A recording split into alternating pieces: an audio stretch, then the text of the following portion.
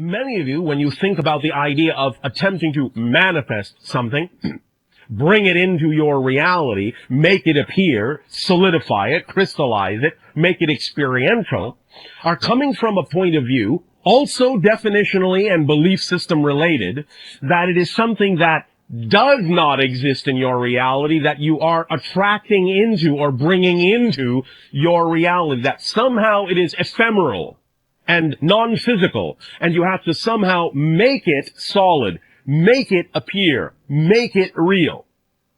That is not the case. What it is that is representative of your preference and what you call your desires to manifest already exists in your reality. It is already manifest.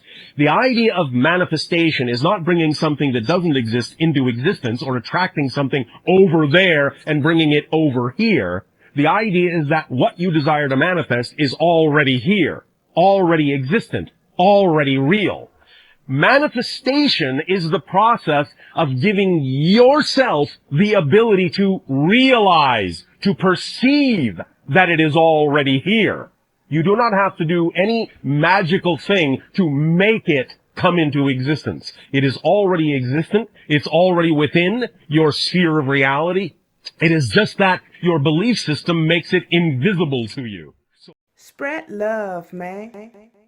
Hey everyone, and welcome to a deep dive that's going to kind of slip the script on how we think about manifestation. Yeah, we hear so much about attracting and creating the things we want. Right, exactly. But what if instead of conjuring something brand new, we're actually revealing something that's already there? Okay, now that's an intriguing idea. Right.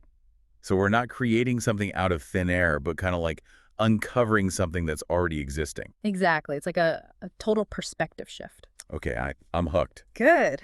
But how can something be already there if we can't see it or experience it yet? Well, think of it this way. Imagine you're in a room totally packed with stuff. Okay. But you're wearing a blindfold. Oh. You bump into things, there's stuff around you, but you can't actually see any of it. Okay. And that's kind of how our beliefs work. They can act like blindfolds, preventing us from seeing the abundance that's already present. So it's not that the things we desire don't exist.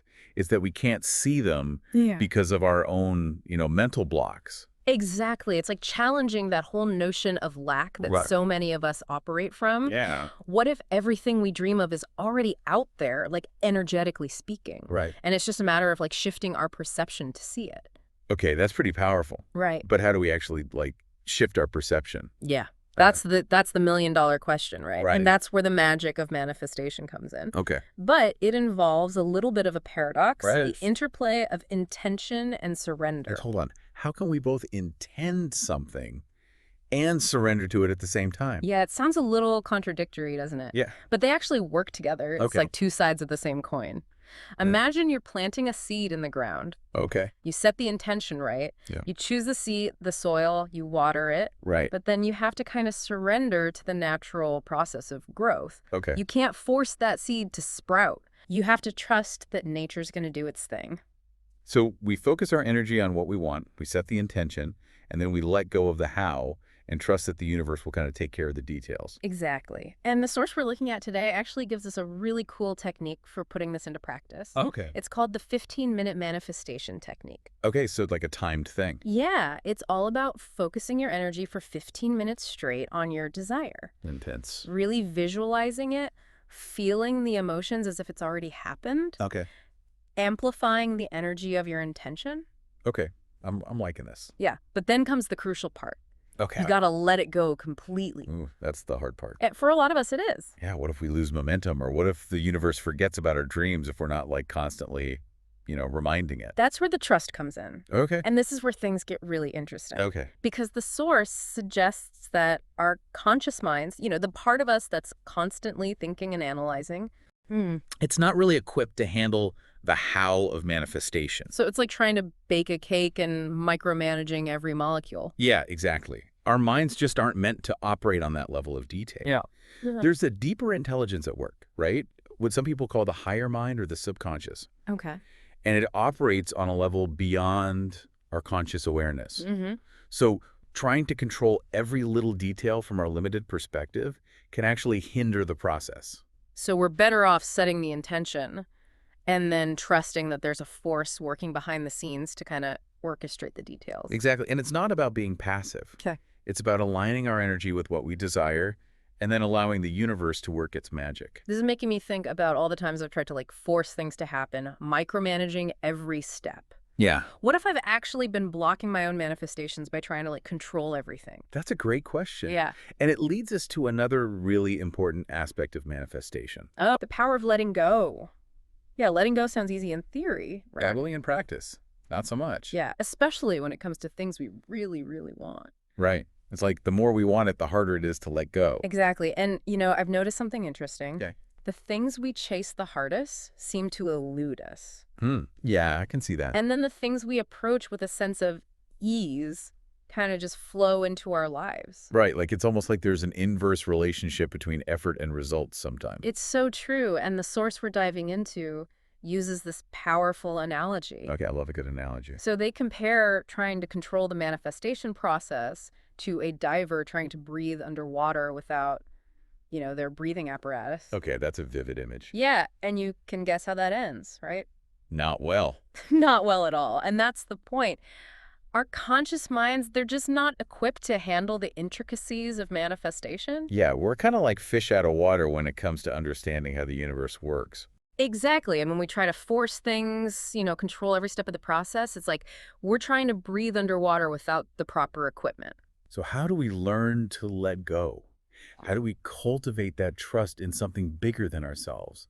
Especially when our minds are like screaming at us to take control. It starts with recognizing that there's a wisdom beyond our own limited perspective. Okay. Whether you call it the higher mind, the universe, intuition, or something else, tapping into this deeper intelligence is key to like effortless manifestation. You mentioned intuition. Is that one of the ways our higher mind communicates with us? Absolutely. Those gut feelings, those hunches, those synchronicities, they're often seen as messages from our higher selves guiding us towards our desires. So instead of overthinking and trying to force things to happen, we should be paying more attention to our intuition. Exactly. It's about learning to discern the whispers of the universe and trusting that we're being guided even when we can't see the full picture. This all ties back to the importance of passion, right? If we're truly aligned with what excites us, what lights us up, the intention and the letting go becomes much easier. Precisely when we're pursuing something that feels aligned with our soul's purpose, the energy flows effortlessly. Right. It's not a struggle. It's a joyful unfolding. Exactly. But how do we know if we're chasing something out of fear or societal pressure or genuine passion? That's where self-reflection comes in. Okay. Ask yourself, what activities make you lose track of time? What dreams make you feel a surge of excitement just thinking about them? Ooh, I like those questions. Where do you feel most alive and engaged? It makes me realize that so much of what we do is driven by, external pressures or a fear of missing out. And those motivations are often rooted in a sense of lack. Right. Like a belief that we need to acquire or achieve something outside of ourselves to feel whole. Yeah. But the truth is the source of abundance, it resides within each of us. So we've covered a lot of ground here. We've talked about the illusion of lack, the paradox of intention, and surrendered the importance of trusting our intuition and aligning with our true passions. Yeah, it's all connected. It seems like manifestation is a multifaceted process. It really is. Where does it all lead? What's the ultimate goal? The ultimate goal is to co-create a life that reflects our deepest desires. Okay.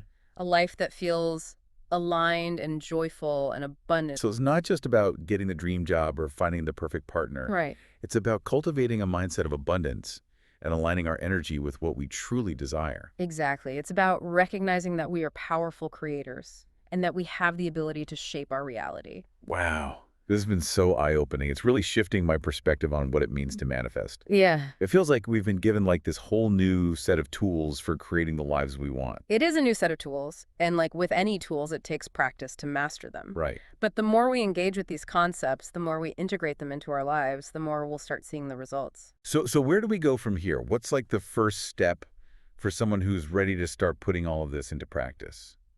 I would say a great starting point is to become aware of your thoughts and beliefs. Okay. Notice any limiting beliefs that might be holding you back. Okay, so like give me an example. Sure, like if you're constantly telling yourself things like, I'm not good enough, or I'll never be able to afford that, Right. You're basically putting up those blindfolds that we talked about earlier. Yeah, blocking ourselves from seeing the possibilities. Exactly. It's like we're sabotaging ourselves with our own thoughts. Yeah, it's like our own worst enemy sometimes. When once you become aware of those limiting beliefs, you can start to challenge them. Okay. Ask yourself, is this belief really true? Or is it just a story I've been telling myself? So it's about becoming aware of our thoughts, challenging the negative ones, and then consciously choosing to focus on, more empowering beliefs. Exactly. And remember, the universe responds to our energy. The more we focus on what we want, the more we vibrate at a frequency of abundance, the more we attract those desires into our reality. It's almost like we're tuning our internal radio station to the frequency of our dreams. I love that analogy. That's a great way to put it. Because if we're tuned into a station of fear and lack, that's all we're going to hear. Right. But if we dial into the frequency of love, joy, and gratitude, guess what? That's what we're going to get. That's what's going to show up in our lives. This whole conversation has been so inspiring. I'm glad to hear that. It's really making me think about all the amazing things that are possible when we align our energy with what we truly want and surrender to how the universe unfolds. And remember, it's a journey, not a destination. Right. There will be ups and downs, moments of doubt, and moments of pure magic. Yeah, that's life. Right. The key is to keep practicing, keep trusting, and keep believing in the power within you to create a life you love. I think that's a perfect note to end on. Yeah. Well, thank you so much for joining us on this deep dive into the fascinating world of manifestation. It's been a pleasure. We hope you've gained some valuable insights that you can start using right away. And remember, keep exploring, keep dreaming, and keep believing in the power of the universe to deliver your desires. Until next time, happy manifesting.